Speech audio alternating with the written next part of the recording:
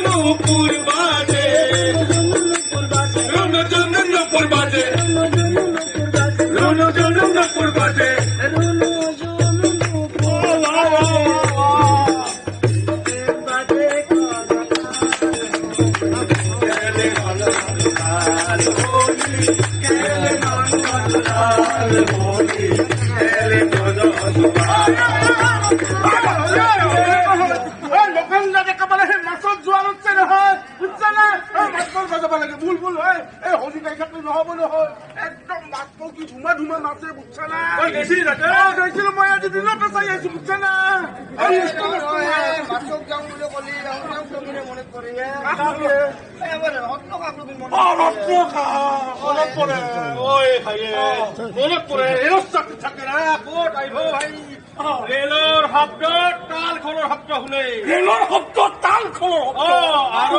আৰু ৰেলৰ উকি ৰাগ ৰাগ শুনে ৰেলৰ উকি ৰাগ কি সুন্দৰ গায়ন আছে বুঝছে না বৰাতিৰ সূত্ৰধাৰ গায়ন মাটামাটিৰ পাঠে কি নাচিছিল বাপ চবৰে লগত যোগাযোগ বৰপেটা ক'ত কি কৰা নাছিল একদিনৰ কাৰণে হলেও আহিব নালাগে না আহিব পাৰে আচলতে কি হ'ব আৰু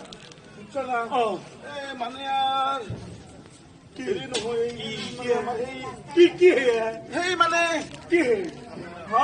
সেই নখেন্দাৰ পাৰ তাকে নখেন্দাৰ পাৰ কিয় লাগে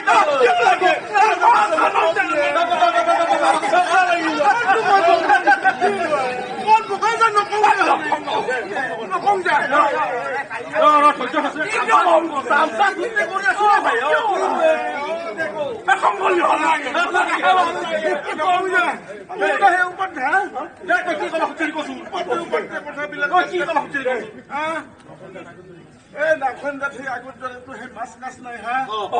আৰু সেই যে আমাৰ সেই আয়তীসকলে মৰা নদীৰ পাৰতে আয়তী কোলাত যে গীত ফুল চন্দন তুলসী মনত পৰে ভাই ফুল চন্দন তুলসী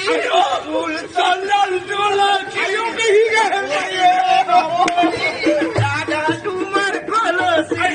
ফুল চন্দন তুলসী ফুল চন্দন তুলসী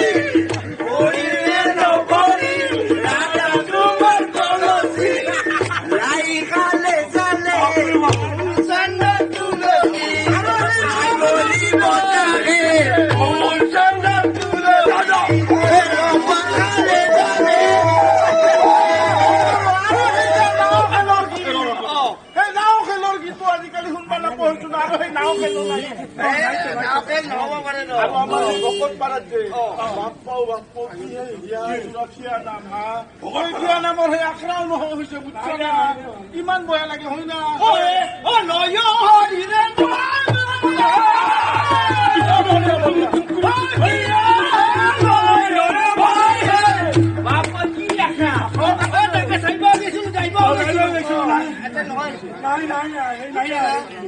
ৰাইট পাৰাৰ কথাখিনি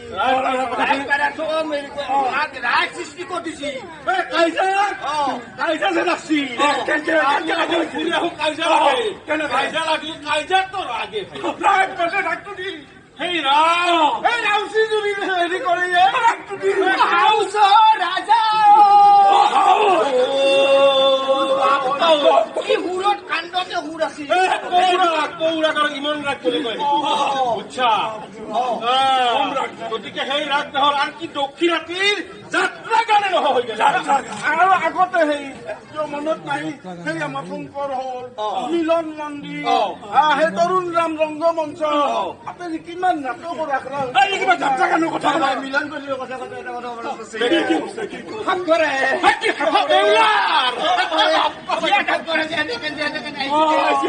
আজিও চকুৰ আগত বাঢ়ি থাকে কতে অসম নাম ফাটি দিছিল আজিকালি নাই সেই আখৰা নাই আৰু সেই পুৰণা মানুহো নাই কলজা কিন্তু গলত মেইনে লৈছিল কথা নহয় কিন্তু আৰু নহাটীৰ সেই যাত্ৰা গান আগৰ দিনত মনত আছে নহাটী আৰু এটা বস্তু নহয় গেল মানে কি নহাটীৰ যি ৰং তামচা আছে চব নহয় হৈ গেল বুজছা কি ফূৰ্তি বৈঠকি আনন্দ বুজছা আনকি সেই আমাৰ নহাটীত আগত দেখি আমাৰ সোণাৰীক এটা আছে এই সোণা পুৰা জুই দেখা নাপো আজিকালি হাতীৰ কুট কুট কুট কুট শব্দ নাই আজিকালি চব নহয় হৈ গেল ৰত্নকাই কিয় আহিব কিয় আহিব ৰত্নকাই মাত্ৰাও লাগব মাতৃহে কি হল ৰেলত যে ছাত্ৰী মানে কম ব্যস্ততাপূৰ্ণ ৰাখে কম ব্যস্ততাপূৰ্ণ ৰত্নকাই তাতে আকৌ কি জানে নাই সভা সমিতিত ভাষণ বাপ্পা ব্যস্ততা আৰু কি জানে না সূত্ৰধাৰ এজন গীতিকাৰ সুৰকাৰ হৈ নাটক ৰচনা কৰি নাটক যে ৰচনা কৰিছিল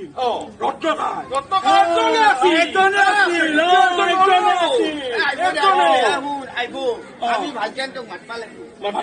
চবৰে মাতি আহিব আমি এই নখান্দ বানা ৰাইজে যদি আমি চবকে তেওঁক মাতো তেওঁ কিয় নাহিব একদিন হলে আহিব ভাই মাতলি ৰত্নকা নিশ্চয় একদিন আহিব ৰত্নকা তই আহে তোক বৰপেইটাই নখান্দা পাৰৰ বৰপেইটা ৰাইজে তোক বিচিছে কিয় নাহে তই একদিন হলিও বৰপেটাৰ লগত সংযোগ থকা সেই চাউল খোৱা নখান্দা নদী বৰপেটা সত্ৰ বৰপেটা দ্বিতীয় বৈকুণ্ঠপুৰী তই বৰপেটাক লগি একদিন আয় ৰত্নকা এটা কাম কৰো খালি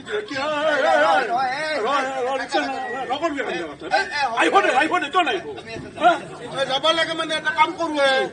আমিতো আৰু ইয়াতে হেৰি কৰি থাকিলে নহব ৰত্নকাওতো নাই এই মাছক লগি যাওঁ গধূলি আহিলে একবাৰ ভাই যাওঁতে আজিও মনত পৰে ভাই নাও খেলাৰ গীত শুনিছিলে আজি গাঁৱৰ এটা নাও খেলাৰ গীত আমাৰ মানুহ তই লগে দিয়ে নাও খেলাৰ গীত গাই নাও খেলাৰ গীত নাও খেলা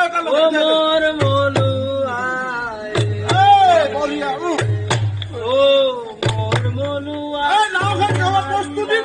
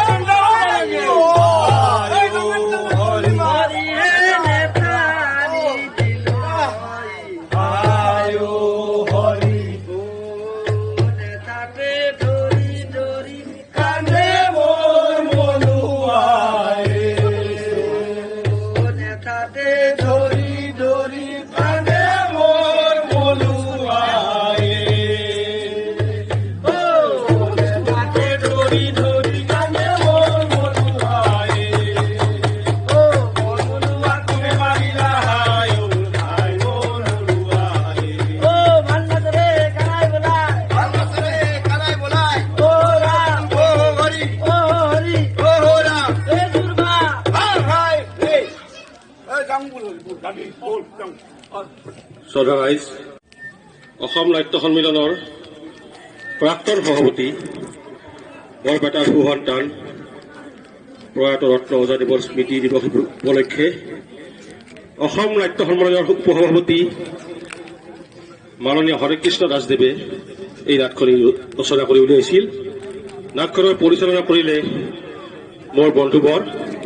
সত্যেন দাসে। এইখিনিতে আমি হৰেকৃষ্ণ দাসদীপক দুষাৰ ক'বলৈ অনুৰোধ জনাইছো। আজি বৰপেটাৰে সুসন্তান ৰত্ন ওজাৰ দ্বিতীয় মৃত্যুবাৰ্ষিকী গোটেই অসমতে আজি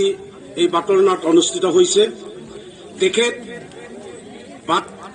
বাটৰ নাটকৰ বাটকটীয়া আছিল। তেখেতে প্ৰথম এই নাটক উদ্ভাৱন কৰিছিল। গতিকে তেওঁৰ স্মৃতিত আজি আমি এই অনুষ্ঠানটি কৰিলো। অসম নাট্য সন্মিলন বৰপেটা শাখা আৰু বৰপেটাৰ তাঁতিকুছিৰ সহযোগত মই সত্যেন দাসক চিনাকি কৰি দিবলৈ, শিল্পীসকলক চিনাকি কৰি দিবলৈ মই অনুৰোধ জনাইছো। মই আজিৰ এই বাটৰ নাটকত অভিনয় কৰা শিল্পীসকল ক্ৰমে এই দিগন্ত দাস, চন্দন দাস, পাণ্ডৱ দাস আৰু মনজিৎ জেমছ দাস।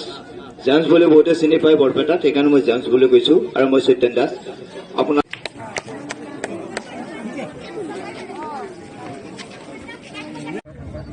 আমালৈ আশীৰ্বাদ কৰক।